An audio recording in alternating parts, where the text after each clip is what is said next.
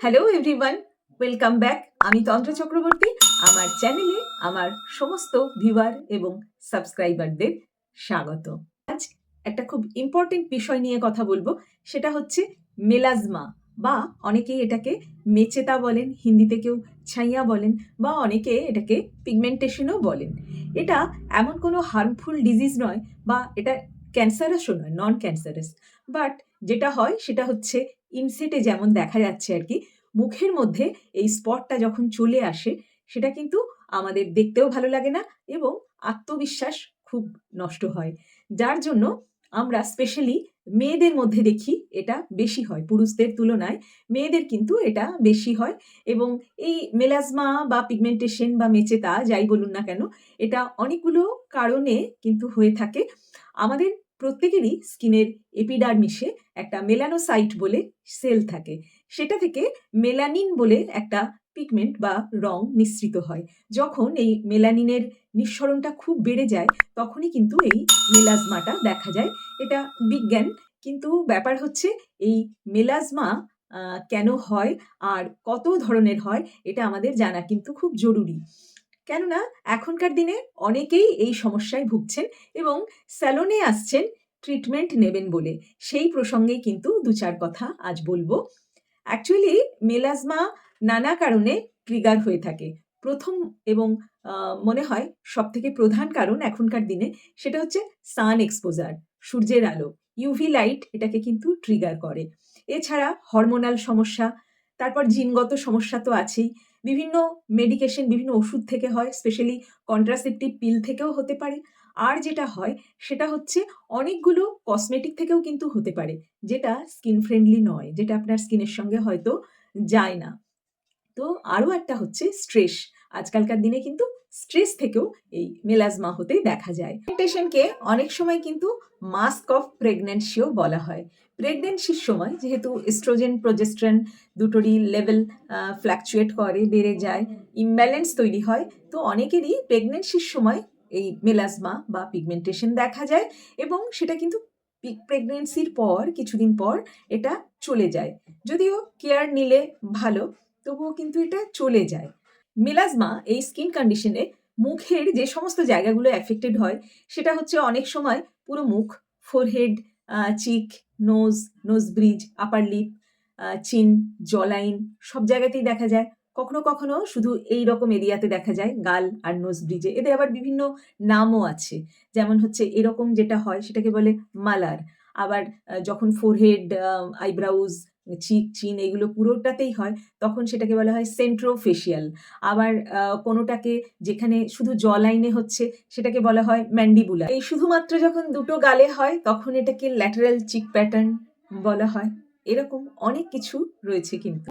এই ছবিতে পরপর দেখিয়ে দিচ্ছি কোনগুলো কীরকম। তো সেগুলো হয়ে থাকে এবং এটা আমরা দেখি সাধারণত ৪ ধরনের হয়ে থাকে। একটা এপিডার্মাল লেয়ারে হয়, এপিডার্মিস। তারপরে ডিপে যেটা হয় সেটা হচ্ছে ডার্মিসে থাকে। আরও ডিপে যেটা হয় বেসালে গিয়ে সেটা হচ্ছে মিক্সড।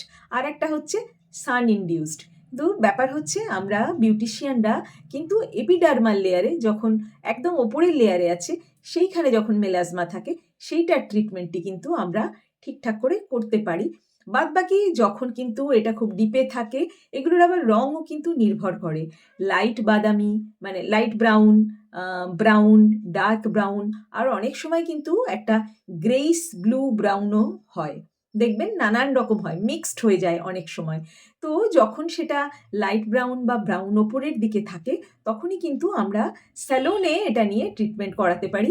কিন্তু স্যালনে এসে ট্রিটমেন্ট যারা করাবেন তাদের মনে রাখা দরকার আপনি কোথায় যাচ্ছেন, সেই এস্থেটিশিয়ান কতটা শিক্ষিত, তার কাছে কিভাবে কাজ হয় সেগুলো সব খবর নিয়ে জেনে তারপরেই কিন্তু আপনারা এগুলো করান। আজকাল কিন্তু স্যালনে অনেক রকম অ্যাডভান্সড ট্রিটমেন্টও আমরা করে থাকি। আমাদের এখানেও হয় কেমিক্যাল পিলিং।